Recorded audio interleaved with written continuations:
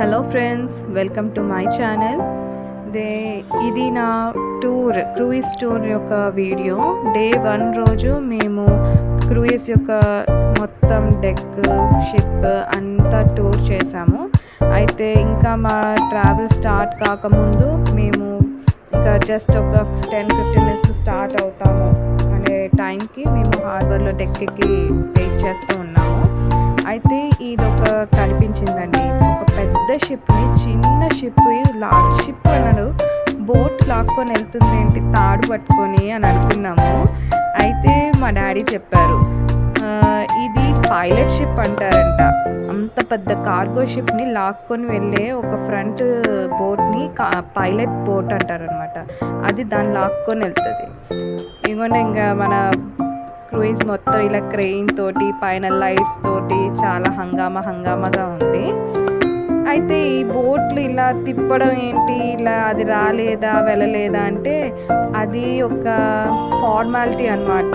ముందు ఒక చిన్న బోటు, వెనకాల ఒక చిన్న బోటు, ఎస్కార్ట్ అండ్ ప్రొటెక్షన్ లాగా, వెల్కమ్ లాగా, ఇంకా మీరు ఏదైనా అనండి. ఒక హార్బర్లోకి ఒక షిప్ వస్తుంది అంటే దాన్ని తీసుకొచ్చే పద్ధతి అన్నమాట.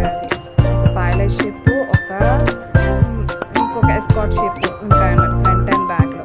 సో ఇది ఎందుకంటే ఇది ఎంత బార్డర్ సెక్యూరిటీ కదండి, చాలా ఇవన్నీ ఫార్మాలిటీస్ ఉంటాయన్నమాట.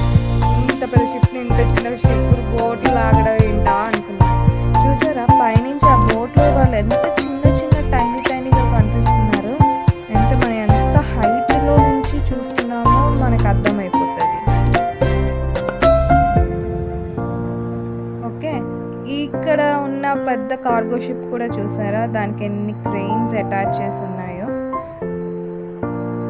ఇదంతా మన న్యాచురల్ హార్బర్ అండి, విశాఖపట్నంలోని హార్బరు.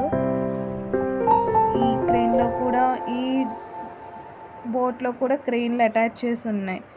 ఏంటి అంటే అవి సెల్ఫ్గా వాటితో ఇన్బిల్ట్గా క్రెయిన్లు ఉంటాయంట. వాళ్ళకి ఏమైనా పని ఉంటే అందులో నుంచే ఇవి పనులు అయిపోతాయంట. సపరేట్గా ఒక వెహికల్ రావడం అలా ఏం ఉండదు.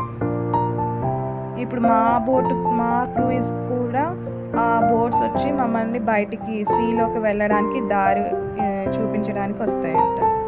ఈ షిప్ చూసారా ఫస్ట్ ఎలా ఉందో, ఇప్పుడు ఎలా తిరిగిపోయిందో. దారి చూపిస్తే అది అలా దారి తిరిగిపోయింది. సో ఈ బోట్లో ఏంటంటే, ఈ షిప్లో ఏంటంటే కార్గో అన్లోడ్ చేస్తున్నారు. ఇన్బిల్ట్ క్రెయిన్స్ ఉన్నాయి కదా, అందులో నుంచి సమ్ రా మెటీరియల్స్ ఏవో ఆ క్రెయిన్తోనే వాళ్ళే అన్లోడ్ చేస్తారు. సో ఇదంతా చూస్తే వాట్ ఈస్ దిస్ అనిపిస్తుంది. హార్బర్లోకి వెళ్ళడం one time achievement, one time opportunity. So ఇలాంటి ఎక్స్పీరియన్స్ రావాలంటే travelling is the best option. And ఇదిగోండి వెనకాల ఇంకో బోట్ అటాచ్ అవుతుంది మళ్ళీ దానికి రూట్ చూపించడానికి.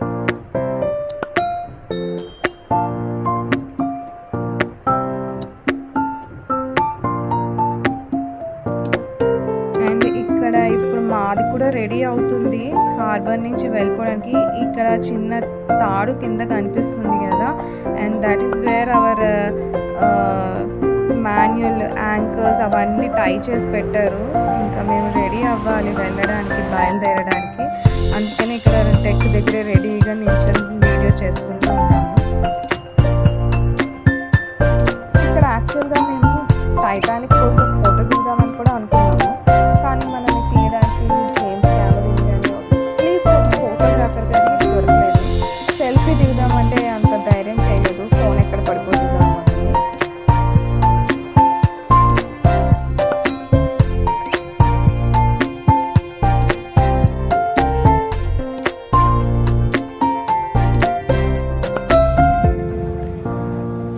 ఇలా మనల్ని పైలట్ షిప్స్ తోటి మనకి ఎస్కాట్ ఇచ్చి సముద్రం వరకు తీసుకెళ్ళి మనల్ని వదిలిపెట్టడం ఇదొక బ్యూటిఫుల్ ఎక్స్పీరియన్స్ అన్నమాట.